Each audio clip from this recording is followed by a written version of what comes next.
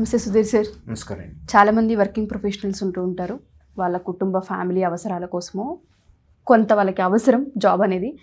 మేము వేరే జాబ్ చేస్తూ ఉన్నాం, బట్ గవర్నమెంట్ జాబ్స్కి prepare అవ్వాలనుకుంటున్నాం.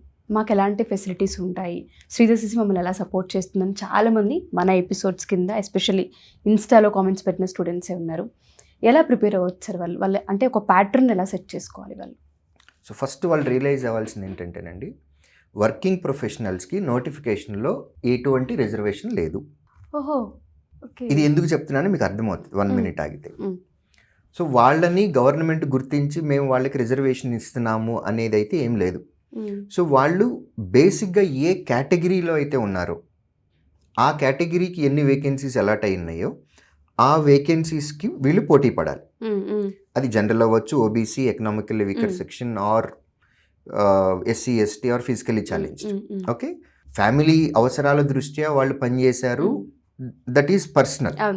But when it comes to competitive exam they are equal to their particular category. ఆ కేటగిరీలో ఎవరు అప్లై చేస్తున్నారు వాళ్ళందరితోటే పోటీ పడాలి. ఇది నెంబర్ 1 పాయింట్. ఫస్ట్ అది మైండ్లో పెట్టుకోవాలి. రెండోది, ఇది నెగిటివ్గా అనిపిస్తూ ఉంటుంది ఈ statement. Okay, but next ex service men ఉన్నారండి, air force, Indian navy or army, 18 years నుంచి 20 years వరకు వాళ్ళు ఆ సిస్టంలో పనిచేసి, అంటే వాళ్ళు 18 years చదువుకు దూరంగా ఉన్నారు. అర్థం చేసుకోవాల్సిన పాయింట్ అది. 18 సంవత్సరాల తర్వాత రిటైర్మెంట్ అయ్యి మళ్ళీ వచ్చి ఇక్కడ ప్రిపేర్ అయ్యి వాళ్ళు ఉద్యోగాలు తెచ్చుకుంటున్నారు. సో వాళ్ళతోటి కంపేర్ చేస్తే మనం అంత పని చేయలేదు కదా. మీరేమన్నారు, వర్కింగ్ ప్రొఫెషనల్స్ అన్నారు, మీరు పని చేశారు, వాళ్ళు పని చేశారు, బట్ మీకంటే వాళ్ళు ఎక్కువ పని చేశారు. 18 to 20 years చేశారు.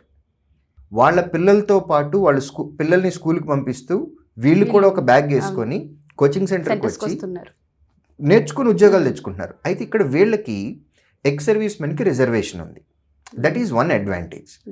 బట్ వర్కింగ్ ప్రొఫెషనల్స్కి రిజర్వేషన్ లేదు కాబట్టి వారు ఏ కేటగిరీకి అప్లై చేస్తున్నారో, ఏ కేటగిరీకి బిలాంగ్ అయి ఉన్నారు, వారు ఏ కేటగిరీకి చెందిన వారు అయి ఉన్నారు దానికి అప్లై చేస్తున్నారు. అందులో ఉన్న కాంపిటీషన్ వీళ్ళు ఫేస్ చేయాలి. కాబట్టి ఓపెన్ మెరిట్లో మనం ఉద్యోగం తెచ్చుకోవాలి అని అంటే మనం నేర్చుకోవాల్సిన సిలబస్ కొంత ఉంది. ఆ సిలబస్ మొత్తం నేర్చుకోవడానికి కొంత టైం పడుతుంది. మీరు ఫుల్ టైం అదే పనిలో ఉన్నారు అని అనుకోండి, ఇది 3 monthsలో నేర్చుకోవచ్చు. మీరు హాఫ్ డేనే స్పెండ్ చేస్తున్నారు అని అనుకోండి, 6 months టైం పడుతుంది, డ్యూరేషన్ పెరుగుతుంది. అంతే. ఇప్పుడు మీరు టైం స్పెండ్ ఇప్పుడు సిలబస్ అవ్వటం, అవగొట్టడం రెండింటికి తేడా ఉందండి. అవగొట్టడం, ఫర్ ఎగ్జాంపుల్ ఇప్పుడు మీరు నా దగ్గర స్టూడెంట్, మీకు సిలబస్ కంప్లీట్ చేయటం ఫుల్ ఫ్లెడ్జ్డ్గా, లేదా సిలబస్ అవగొట్టేయటం ఇచ్చిన టైంలో. అంటే అవగొట్టడం అంటే నా మీనింగ్ 4 నెలల్లో చెప్పాల్సిన కంటెంట్ ఏదైతే ఉందో ఆ కంటెంట్ని షార్ట్ చేసుకొని నేను 2 monthsలోనే మీకు కోచింగ్ ఇచ్చేస్తాను. సో సిలబస్ అవ్వటం వేరు, అవగొట్టడం వేరు. సేమ్ మీ ప్రిపరేషన్లో కూడా అంతే. ఈ సిలబస్ ఉంది, మీరు ప్రాపర్గా నేర్చుకుంటున్నారా, ఇంప్రాపర్గా నేర్చుకుంటున్నారా? మీరు ఫుల్ టైం పెట్టి 3 నెలల్లో కంప్లీట్ అయిపోయేటటువంటి సిలబస్ మీరు హాఫ్ డేనే స్పెండ్ చేస్తుంటే 6 months టైం పడుతుంది. You have to accept this.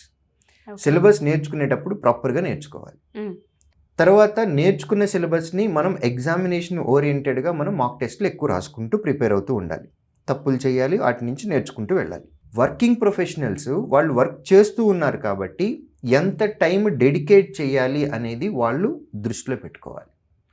So అది రెగ్యులర్గా మన డే షెడ్యూల్ తోటి కంపేర్ చేస్తూ ఉంటే, అంటే గత 1-2 yearsగా మనం చూసినట్లయితే ఇప్పుడు కొంచెం కష్టంగా ఉంటుంది. ఎర్లీ మార్నింగ్ లేవాల్సి వస్తుంది, లేదా లేట్ నైట్ పడుకోవాల్సి వస్తుంది. బట్ డెడికేటెడ్గా ఒక టైం అనేది దీనికి కేటాయించాలి. ఆ టైంలో ఎటువంటి పరిస్థితుల్లో కూడా అది చదివే చేయాలి, అది ప్రాక్టీసే చేయాలి. సో చాలామంది వర్కింగ్ ప్రొఫెషనల్సే, ఇప్పుడు రీసెంట్గా ఒక ఎగ్జాంపుల్ కూడా వచ్చింది, వైరల్ కూడా అయింది ఆ న్యూస్. ఒక కానిస్టేబుల్గా వర్క్ చేస్తూ ఉన్నటువంటి ఒక పర్సన్ సివిల్స్ ఎగ్జామ్కి ప్రిపేర్ అయ్యి ఐపీఎస్ అయ్యారు. ఆ న్యూస్ ఇప్పుడు కొంచెం వైరల్ కూడా అయ్యింది, అది సమ్ కేసు ఏదో వచ్చి. సో ఇట్లా బోల్డ్ అండ్ ఎగ్జాంపుల్స్ ఉన్నాయి మన దగ్గర.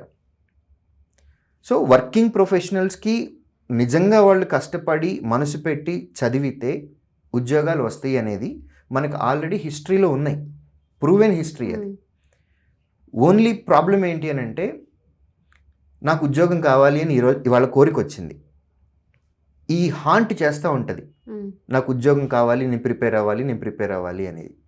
ఈ ఫైర్ అనేది లోపల ఎన్ని రోజులు కంటిన్యూ చేస్తున్నారు అనేదే ప్రాబ్లం ఇక్కడ. అది మ్యాటర్.